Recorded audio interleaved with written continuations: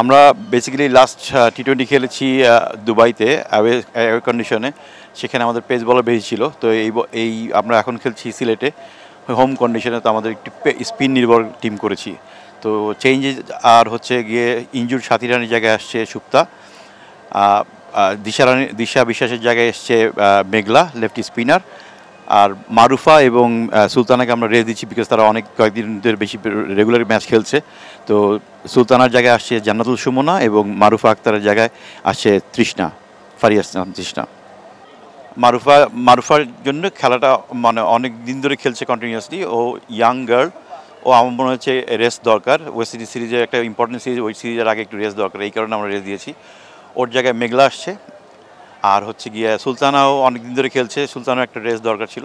সুলতানার জায়গায় আসছে আপনার জান্নাতুল সুমনা। জি,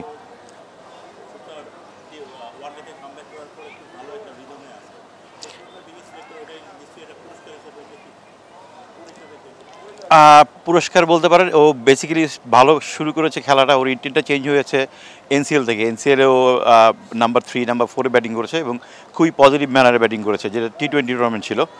সো ওইটা আমাকে খুব প্রলুব্ধ করেছে এই আবার ব্যাক করানোর জন্য। প্লাস আমাদের যে প্র্যাকটিস ম্যাচগুলো হয়েছে এই আয়ারল্যান্ড সিরিজের আগে, সেই ম্যাচগুলোতে ম্যাক্সিমাম ম্যাচে রান করেছে, ভালো পারফর্ম করছে। সেটা রিফ্লেকশনটা আপনারা মাঠে দেখতে পাচ্ছেন এখন। সো এটা একটা অটোমেটিক চয়েস হয়ে দাঁড়িয়েছে এখন সুপ্তার জন্য টি-20 এবং ওয়ানডে দুটাতেই।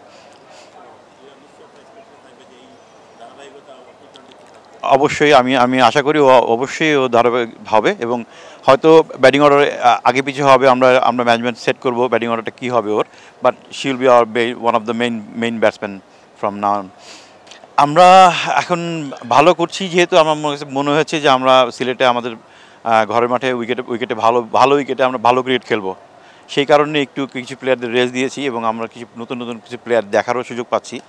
এটা একটা